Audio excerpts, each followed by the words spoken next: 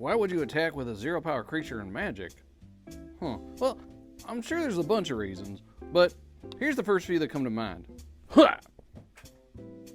The simplest one is if that creature will at some point during combat have more than zero power. For instance, in this current set, Bloomburrow, you could have a Sunshower Druid in play as a 0/2 and decide to attack with it.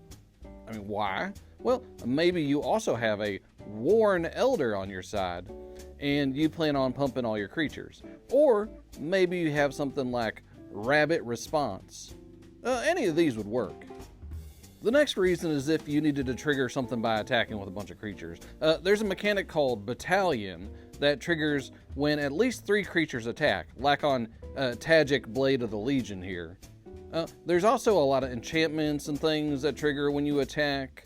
I mean, back in the day there was a standard deck based on a card called Cavalcade of Calamity, which deals a point of damage if you attacked with a 0 power creature. Or power 1, whatever, you get the idea. Or, for those of you who played with the latest Commander Precons, there's Azlask, the Swelling Scourge. You can use its ability even if you have no experience counters, and then attack with a bunch of 0 power Eldrazi spawn.